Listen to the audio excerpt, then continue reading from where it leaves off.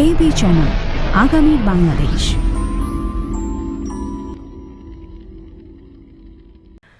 সুপ্রিয় দর্শক, আমরা এখন উপস্থিত আছি গুলশান ১ নং ডিএনসিসি মার্কেট ব্যবসায়িক সমিতির কাছে। আমরা এখন শুনব বিভিন্ন সমসাময়িক বিষয় নিয়ে কিছু কথা।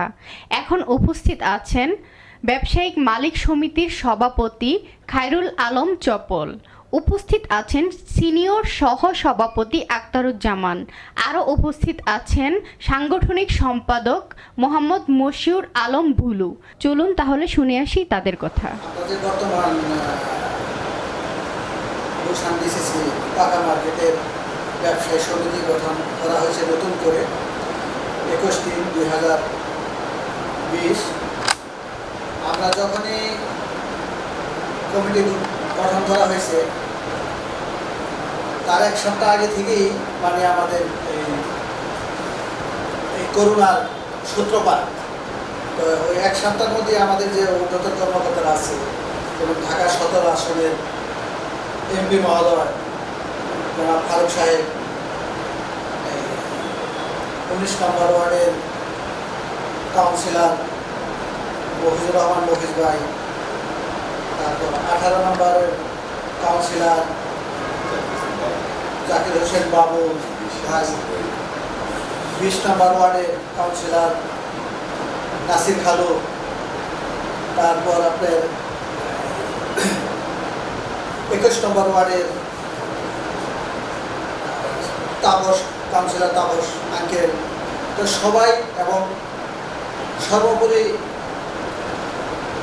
আওয়ামী লীগের নিবেদিত প্রাণ আরেক মহাযোদ্ধা, ঢাকা উত্তর সিটি কর্পোরেশনের সাবেক অর্থ সম্পাদক জনাব ওয়াকিল ভাই, তার নেতৃত্বে আমাদের সবাইকে নিয়ে একটা এই গুলশান ডিসিসি পাকা মার্কেটের ইতিহাসে এরকম একটা ঝাঁকজমকভাবে কোনোদিন কমিটি গঠন হয় নাই। সমস্ত গণ্যমান্য ব্যক্তি নিয়ে গত 21/3/2020 আমাদের এই কমিটিটা গঠন করা হয়েছে। গঠন হওয়ার সাথে সাথে আমাদের এই করোনায় বিভিন্ন আক্রান্ত এই মহামারীতে আপনারা সবাই এটা বলার বিষয়, সারা বিশ্বই তছনছ করেছে। তা আমরা তৎক্ষণিক আমাদের যা কিছু আছে আমরা ব্যবসায়ী সমিতি বসে মিটিং করে আমাদের নিজ অর্থায়নে এবং কিছু ব্যবসায়ী আমাদেরকে ভালো সহযোগিতা করেছে। আমরা আল্লাহ রহমত ভালো একটা ত্রাণের ব্যবস্থা করেছি। আমরা তো এইভাবে মার্কেটে দিয়েছি, আমরা 19 নম্বরে, 20 নম্বরে, 18 নম্বরে এই কাউন্সিলরদের কাছে আমরা ত্রাণ পৌঁছাই দিচ্ছি মিনি ট্রাক করে, তারা জায়গায় জায়গায় দিয়ে দিচ্ছে। এবং আমরা এখানে ঘুরে ঘুরে আমরা কমিটির সবাই মিলে আমরা এখানে আছে কিছু ভ্যান চালক, তারপর পিক আপ চালক, তারপর আমাদের সেলসম্যান আছে, এই বাহিরের দোকানদার আছে কিছু, ফুটপাতের দোকানদার আছে কিছু, হ্যাঁ, অনেকেরই আমরা যেভাবে পারছি আমরা কমিটির লোক। তবে সবচেয়ে বড় কথা, আমাদের যে বর্তমান কমিটিটা আছে আমরা 24 বিশিষ্ট কমিটি, আমরা সবাই একত্রিতভাবে আমরা যা করি বৈশা স্বচ্ছভাবে সুন্দরভাবে। এখানে আমাদের মাঝে কোনো, যদিও আজকে 21-3 আর এখন চলে 6, আজকে 3 মাস আমাদের কমিটি। আশা করি এই 3 মাস আমাদের যেভাবে সুশৃঙ্খলভাবে কমিটি চলছে, আগামী তো ইনশাল্লাহ যতদিন আমরা বাঁচি এভাবে আমাদের মধ্যে খুব সমন্বয়। আমরা একজনের আরেকজনের ছাড়া কিছু ডিসিশন নিই। আগে পরে যেমন একটা ডিসিশন হয়ে যায়, তো কোনো এক উদ্দেশ্য, কোনো একটা কি বলবো এগুলো, একক ডিসিশন হয়ে যায়। আমাদের মধ্যে তা নাই। আমাদের মধ্যে একটা কিছু করতে হলে এই আমাদের সাংগঠনিক সম্পাদক বুলু ভাই অত্যাধিক কর্ম, মার্কেটে সব কিছু খেয়াল করে, সব কিছুই তার পারদর্শী সাবাদ। আমাদের সভাপতি সাহেব আছে ইনশাল্লাহ খুবই মহৎ মানুষ, তার মধ্যে কোনো রাগ ঝাল 2 নম্বরই কোনো কিছুই নাই। আমাদের যে সেক্রেটারি আছে আলহাজ জয়নাল আবদিন খুবই অ্যাক্টিভ, আমরা যে কোনো কাজের জন্য তাকে ফোন করলেই হয়, খুবই অ্যাক্টিভ। কিন্তু আমরা যারাই আছে এখানে সদস্য থেকে শুরু করে যারা আমার কমিটির 24 সদস্য বিশিষ্ট এখানে আছে, আমরা আল্লাহ রহমত আপনাদের দোয়ায় যদি আমরা ইনশাল্লাহ এই মহামারীটা আল্লাহ যদি নিয়ে যায়, দোয়া করি সারা বিশ্বের দিকে আল্লাহ তাআলা এটা যেন তুলে নিয়ে যায়। আল্লাহ তাআলার কাছে সবসময় নামাজ পড়ে দোয়া করি আমরা যেন এই মার্কেটে ব্যবসায়ীদের, মালিকদের সমস্ত আমরা যে ভালো সুন্দর কাজ করে যেতে পারি, আমাদের নামটা যেন অমর হয়ে থাকে গুলশান ডিসিসি মার্কেটে, যে আমরা কি ছিলাম। আর আগে কি কমিটি ছিল আমাদের কিছু বলার নাই। এই 234টা দোকানদারি একটা মানে আবেগ ছিল, আক্ষেপ ছিল যে একটা সুন্দর কমিটি করার জন্য। ইনশাল্লাহ আমাদের ঊর্ধ্বতন কর্মকর্তা যারাই আছে তারা সম্মিলিতভাবে বসে সুন্দর একটা কমিটি উপহার দিচ্ছে। দোয়া করবেন আমাদের জন্য, আমরা যেন ভালো কিছু করতে পারি, আমরা যেন ব্যবসায়ীদের পাশে দাঁড়াতে পারি, মার্কেটের দোকান মালিকদের পাশে দাঁড়াতে পারি, মেহনতি মানুষের পিছনে দাঁড়াতে পারি, ফুটপাতে যারা করতে আছে গরিব মানুষের তাদের পাশে দাঁড়াতে পারি। এটাই আমাদের পাওনা। আমাদের চাওয়া পাওয়ার কিছু নেই। আমরা যারা আছি আমাদের মরতে হবে। আমাদের একটা জিনিস যদি আমাদের ভালো কাজ করার দিকে যদি আমরা যাই, শুধু একটা জিনিস যদি চিন্তা করি যে আমাদের হবে 3.5 হাত জায়গা, এর চেয়ে বেশি কিছু না। এই রক্তের ভিতরে কোনোদিন যেন হারাম, সুদের পয়সা, ঘুষের পয়সা যেন না ঢোকে। আমার বাবা এই জিনিসটা আমাদের শিখিয়ে গেছেন।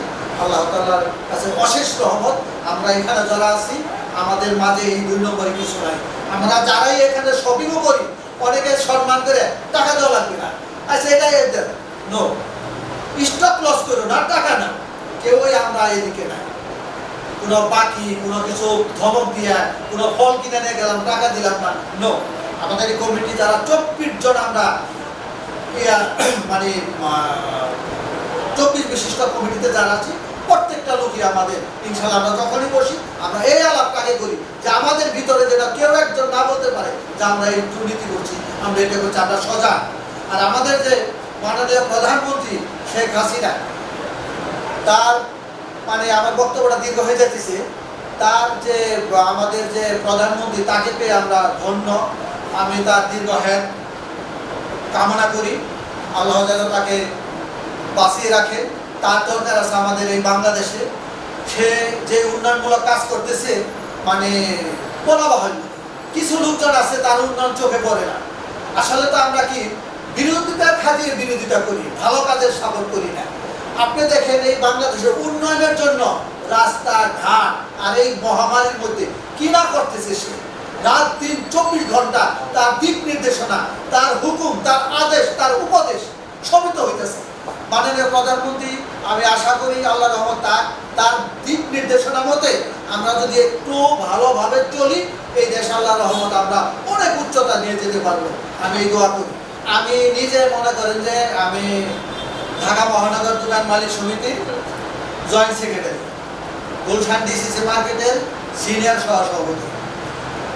এখানে আরেকটা আমাদের চলমান সমিতি আছে, এটার আমি সহসভাপতি।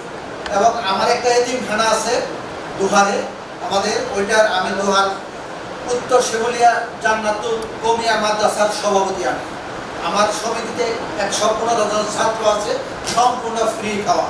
আল্লাহর আমার প্রত্যেক বছরে 6 জন 7 জন 8 জন 10 জন করে কোরআনের হাফেজ হয়ে বের হয়। এই জন্য আমি সো হ্যাপি আল্লাহর কাছে, সবার কাছে আমি এটাই কামনা করি যে আমি যখন এতিমখানা যাই আমার বাচ্চারা আসে আমার কাছে, লাগে আমার সন্তানেরা, ওরাও পায় খুব খুশি হয় যে আমার বাবা কাছে আসছে। তা আমি সিনিয়র সভাপতি হিসাবে মালিক সমিতির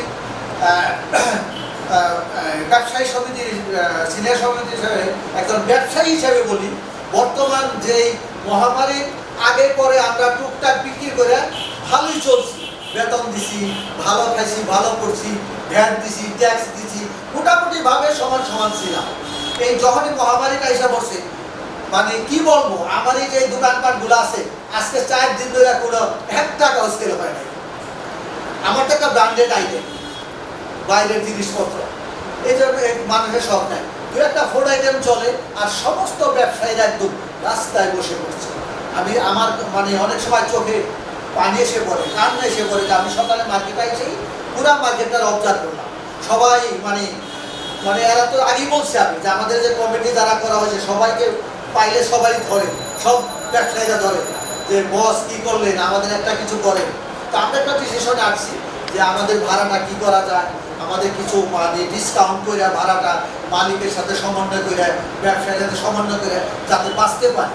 তবে এটা আমরা যেটাই করবো আমরা ব্যবসায়ীদের জন্য এবং মালিকের জন্য উভয় যাতে আমরা সম্মিলিতভাবে ইনশাল্লাহ আমরা সবাই হ্যাপি থাকি এইটাই করব, কিন্তু আমরা ব্যবসায়ীরা এখন কোনো ভালো নাই। করোনার প্রাদুর্ভাব যখন শুরু হয়েছে, হুট করে যখন ডিক্লেয়ার হলো 25 তারিখে মার্কেট, সাথে সাথে কিন্তু গভর্নমেন্টের কিছু ছিল, নির্দেশনা ছিল এবং ব্যবসায়ী অ্যাসোসিয়েশন থেকেও কিছু নির্দেশনা ছিল যে আপনারা যত যাই করেন, আপনার দোকানের কর্মচারী অন্যান্য দিকে তাকায় তাদের বেতন তাদের আমরা দিয়ে দিই। আমাদের যত খারাপ অবস্থায় যাবে, যত যাই আমরা প্রত্যেকটা কর্মচারীর 100% বেতন দিয়ে দিচ্ছি। সবাই আমরা 100% বোনাস দিতে পারছি কথা বলবো না, হয়তো বিভিন্ন ব্যবসায়ী তার কর্মচারীকে বলছি যে এখন দেওয়া পারছি না, যখন ব্যবসায়ী একটু ভালো হবে তাদের বোনাস হবে, কিন্তু বেতন আমাদের কোনো বকেয়া নাই। পাশাপাশি ব্যবসায়ীদের অবস্থা তো ভয়াবহ খারাপ। ব্যবসায়ীরাও চিন্তা করলো যে মালিক যারা এখানে ভাড়া নেয় তারাও তো এটার উপরেই চলে, আমি যদি এই মুহূর্তে তারা ভাড়া একেবারে না দিই তাহলে আমার অবস্থাটা কি হবে। সেই কথা চিন্তা ভাবনা করে আমরা মালিকদেরকেও ডাকছি, মালিকদের সাথে বসার একটা এই চলছে আমাদের, যে মালিকদেরকে নিয়ে আমরা বসে মালিকদেরকে কনভিন্স করে যতটুকু না দিলেই নয়, অবশ্যই তাদের সম্মতি করবো যে আমাদের একটা চিন্তা ভাবনা আছে যে ভাড়া আমরা কিছু ডিসকাউন্ট করে তাদের সাথে একটা আন্ডারস্ট্যান্ডিংয়ে এসে সেটা 50% হোক, 40% হোক, 60% হোক, তাদের সাথে সহমত নিয়ে তাদের মতামত নিয়েই আমরা একটা আগেরগুলো আমরা চাই না, এই সময়টুকু আমাদের ভাড়াটা আপনারা একটা ডিসকাউন্ট করেন, সেটা আমাদের সাথে একটা টাইম সেট আপ করা হয়েছে। এখন আমাদের বসা হয়, বসার পরে আমরা পরবর্তী নির্দেশনাটা ভাড়া মানে আমরা যারা ভাড়া দোকান চালাই তাদেরকে ভাড়া দিলে না দিলে সব বিবেচনা করে একটা সিদ্ধান্ত আমরা আসবো। ইনশাল্লাহ ওটা আমরা ঠিক মতো করতে পারি। তবে এখন পর্যন্ত কোনো মালিক ক্লেম করতে পারবে না তার ভাড়া আমি দিই নেই, কোনো ব্যবসায়ী বলতে পারবে না যে তাকে কোনো সুবিধা আমি দিই। এবং আমার আশেপাশে গরিব দুঃখী আমি বলবো না ফুলফিল করতে পারছি, আমরা যতদূর পারছি আমাদের সর্বোচ্চ দিয়ে আমরা তাদেরকে সাহায্য করছি, আগেও করেছি, আমরা করবো।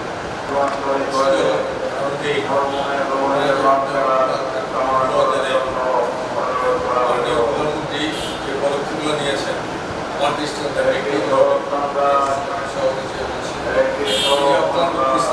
দিন নেই রাত নেই,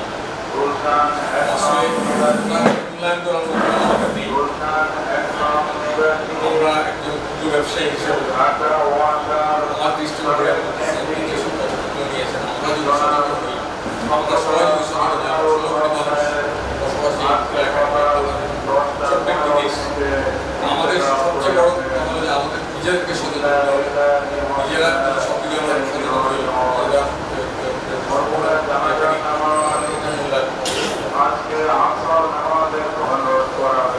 সচেতনার ব্যাপারে আমি বলবো যে এই আমাদের যে বলতেছে মানে এই জায়গায় লকডাউন, আরেক এরিয়ায় লকডাউন, তবে আমার মতে এরকম জায়গায় জায়গায় না দিয়ে আমার দৃষ্টিকোণ থেকে আমি বলতেছি মানে মনে করেন ঢাকা সিটিটা একবার লকডাউন দিয়ে মানে হয়তো 15 দিন বের হতে পারবে না, এবং যারাই বের হয় আমরা সরকার অনেক কিছু করে আমরা সচেতন না, কিন্তু এটার মধ্যে একটা মানে শক্তভাবে একটা ডিসিশনে যেতে হবে। যেহেতু মাস্ক না পরলে স্বাস্থ্য মন্ত্রণালয় একটা মানে আইন করছিল যে 1 লাখ টাকা জরিমানা, হ্যাঁ 1 লাখ টাকা জরিমানা, তারপর 1 বছরের জেল, না এটা হার্ড হয়ে যায়, এটা একটা হাস্যকর, আমি এটা সাপোর্ট করি না। হয়তো শর্ট টাইমের একটা শাস্তি 5 দিন 7 দিন বা 500 টাকা জরিমানা যদি মাস্ক না পরে, আর এর মধ্যে যদি মাস্ক না পরে আরেকবার আরো যে আনন্দ টিভির মধ্যে সাক্ষাৎকার দিছি, স্টিমুলার আইন শৃঙ্খলা বাহিনীকে বলতে হবে মানে পাছায় আঘাত করা, এটা আমি পক্ষে। কারণ হচ্ছে কি সরকার যতই বলতেছে, দেখেন আমাদের আইন শৃঙ্খলা বাহিনী, ডাক্তার, নার্স, সাংবাদিক ভাইরা, আপনারা যারাই আছে অগণিত মানুষ চলে গেছে, কত মূল্যবান অধ্যাপক, কত বড় বড় মানুষ চলে গেছে, সবাই আমরা সমান, তারপর আমরা অনেককে হারিয়ে ফেলছি তারা ফেরত আসবে না। D2 কেন? আমাদেরকে সুরক্ষা দেওয়ার জন্য, সুরক্ষা দেওয়ার জন্য তারা আমাদের ছেড়ে চলে গেছে। আল্লাহ তাদেরকে জান্নাতবাসী করুক। তারা এই মহামারী করোনা থেকে মৃত্যুবরণ করেছে। তবে আমি বলতেছি এটা একটা কঠিন আইন করা দরকার। যেখানে লকডাউন দিবে আইনটা যেন প্রয়োগ হয়। সাধারণ জনগণকে বলবো, আপনারা ভাববেন যে টিভিতে দেখেন এরকম বড় একটা করোনা ঘুরে ঘুরে যাইতেছে, মাস্কটা নামাই দেয়, এটা নাক দিয়ে তো ঢুকবে না, তা না। জিনিসটা ছোট্ট। আমি সবাইকে বলি, আমি মার্কেট আসতো যারা মাস্ক না পরে দেখি, আমি সবাইকে বলবো, জনসাধারণকে একটু চিন্তা করেন, জিনিসটা খুব ছোট্ট। একবার আক্রান্ত হলে এটা যে কত ভয়াবহ কল্পনা করতে পারবেন না। আমার বিশেষভাবে অনুরোধ সবার প্রতি, মাস্ক ছাড়া আপনারা বের হবেন না। প্লিজ মাস্ক পরেন, সরকারকে সহযোগিতা করেন, সবাইকে সহযোগিতা করেন। সবাইকে ধন্যবাদ, আপনাদেরকে ধন্যবাদ। শুরুতে আমরা যে ত্রাণগুলো দিচ্ছি ওইখানে আমি বলবো যে দেশের ম্যানেজমেন্টের একটা ভুল ছিল। ওই সময় এই ত্রাণটা প্রয়োজন ছিল, তখন সবার কাছে যার যার উপার্জন ছিল। ত্রাণটা কখন লাগে? যখন একটা ক্রাইসিস পিরিয়ড শুরু হয় তখন এখানে সাপোর্ট। আমরা করছি কি, যখন আমার ঘরে চাল ডাল সব আছে তখন আমি ঘরে 2 ব্যাগ 4 ব্যাগ করে পৌঁছে গেছি। এখন ক্রাইসিস শুরু হয়েছে, প্রয়োজনটা ছিল এখন। আপনি যেটা বলছেন বললাম এই কারণে, ওই সময় আমরা দেখছি, আমি আমার এলাকা নিয়ে বলি, এই পরিমাণ ত্রাণ গেছে। যদি আমার এলাকায়, শুধু আমি 20 নম্বর ওয়ার্ড দিয়ে বলি, যদি এখানে আমার 65 বা 70,000, প্রায় 60,000 উপর ভোগী আছে, ধরেন 1 লক্ষ লোক যদি বসবাস করে, তার চেয়ে বেশি ত্রাণ গেছে। সবার ঘরে ত্রাণের প্রয়োজন নেই। এখনো আমি বলি, এখনো যদি আল্লাহ না করুক দেশের পরিস্থিতি এরকম যায়, আমার ঘরে ওনার ঘরে এখনো এই ত্রাণের প্রয়োজন নেই। যার ঘরে ত্রাণের প্রয়োজন আছে, এখনো প্রত্যেক ওয়ার্ডে সে পরিমাণ ওইরকম দয়ালু লোক বসবাস করে, সরকারের দরকার নেই। তারাই প্রতিটা ঘরে, বিশেষত কি বলবো, যাদের একান্ত প্রয়োজন, ওইসব ঘরকে 1 মাস 2 মাস বাঁচায় রাখার জন্য পর্যাপ্ত পরিমাণ ত্রাণ তারাই দিতে পারে। দরকার হলো পারফেক্ট ম্যানেজমেন্ট, দরকার হলো ঠিক লোকটার হাতে ঠিক মতো জিনিস পৌঁছাচ্ছে কিনা। গভর্নমেন্ট পরবর্তী চিন্তাটা যা করছে সেটাও খুবই ভালো, রানিং ক্রাইসিসকে মিট করার জন্য যে চিন্তা করছে সেটাও খুবই ভালো। বাট সমস্যা হলো ম্যানেজমেন্টে যাকে দিচ্ছে, যার হাত দিয়ে জিনিসটা ম্যানেজমেন্ট হচ্ছে, এর মধ্যে কিছু খারাপ লোক ঢুকে গেছে, যারা সত্যিকার অর্থে হয় স্বয়ংবৃত্তি করছে, নয় ঠিক মতো ম্যানেজমেন্ট করছে না, কিংবা তার সেই জ্ঞান নেই। এই কারণে ম্যানেজমেন্টে বিশৃঙ্খলা হচ্ছে, আলটিমেট সরকারের গাড়ি যাওয়া হচ্ছে। শেখ হাসিনা সে পর্যাপ্ত পরিমাণ শ্রম দিচ্ছে, সময় দিচ্ছে, মেধা খাটাচ্ছে, তার পাশে কিছু ভালো লোক আছে তারাও দিচ্ছে, কিন্তু যারা এটাকে মার্কেট ফিল্ড পর্যায়ে ইমপ্লিমেন্ট করছে তাদের মধ্যে সততার অনেক অভাব আছে। তারা আমিতে অভ্যস্ত, তারা আমরাতে অভ্যস্ত। এর জন্য দেশের পরিস্থিতি এরকম। তাহলে যে পরিমাণ ত্রাণ আসছে, সারা বাংলাদেশের প্রতিটা মানুষের ঘরে ঘরে ত্রাণ দরকার আছে। তো সেখানে আপনার সবার তো প্রয়োজন নেই, হয়তো 50% লোকের প্রয়োজন। 50% লোক এতদিনে 2 মাসের খাবার পাওয়ার কথা। এখন আমি আগে শুরুতে বললাম, আপনি আমার ঘরে খাবার থাকতে দিয়েছেন, তাহলে খাবারটা নষ্ট হয়েছে। ক্রাইসিসের সময় যদি দিতেন তাহলে খাবারটা পারফেক্ট কাজে লাগবে। আবার এমন অনেক ঘর আছে যেখানে কোনো লোক 10 জনের পরিবার 1 বেলা খাবার পায় না, আবার কোনো লোক 10 জনের পরিবার সে 10 দিনের খাবার পায় বসে গেছে একসাথে। আমার কাছে ম্যানেজমেন্টের সমস্যা, অন্য কোনো সমস্যা।